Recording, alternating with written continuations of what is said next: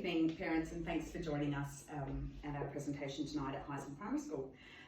My name is Trudy Hardenberg and I'm one of the Year 1 teachers here at Heisen. And as you came in, you would have received a welcome pack, and they include these handouts that I have here. If not, please sing out, or perhaps you could share with the person next to you. Tonight, as part of our presentation, I'll be discussing how we teach health and physical education here at Heisen, or HPE as I like to call it. And I'll explain all the wonderful benefits of this fun and engaging learning area and what it offers our children. Now, who here remembers learning about health and physical education at primary school? I know I do. And I'd like you to think back to that time. And for some of us, that is a very long time ago. But what memories does that evoke? For me, it makes me remember not feeling sporty enough, not feeling fast enough or good enough. And I carried these feelings into adulthood and avoided being active and participating in sport much later in life. Well, the good news is times have changed, and we do not want your children feeling the way that I felt. And much research, thought and planning has gone into developing the engaging and fun and inclusive curriculum health and physical education is today. Health and physical education is a mandatory learning area in the Australian curriculum, and it aligns with the national aim of developing overall student wellbeing appropriate to student physical and mental development. Now, the health and physical education curriculum is provided by classroom teachers at our school, much like most schools in Australia, although some do have specialist teachers who come in and do health and PE. We also practice inclusive education following the appropriate legislation requirements and policies. This means we recognise diversity and work with the strengths and interests of individual students.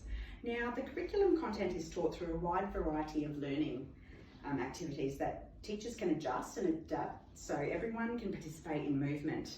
The outcome being that all students will experience the academic and social and emotional benefits of health and physical education.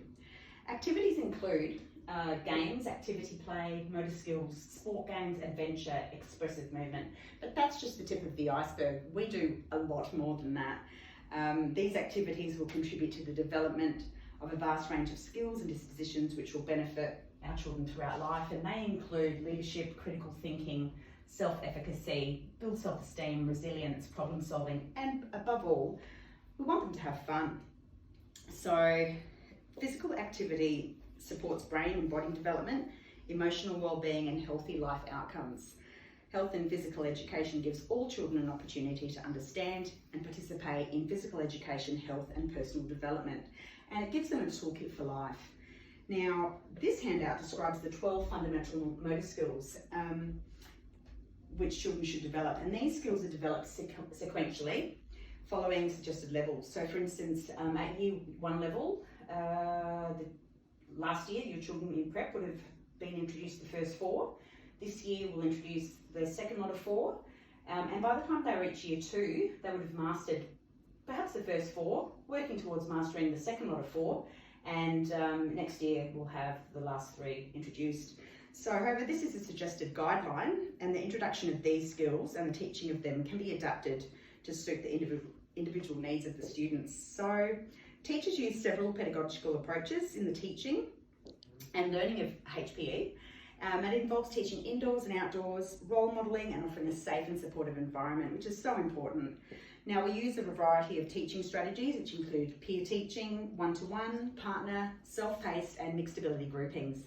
These multiple approaches allow us to tailor learning to suit the needs and learning styles of individual students. We also intentionally integrate health education into other learning areas. For example, we might investigate healthy food choices in science class. So above all, teachers recognise the importance of modelling a positive attitude and enthusiasm. And we encourage families to do this too. We know the importance of health and physical education and the short and long-term benefits of nurturing our student engagement.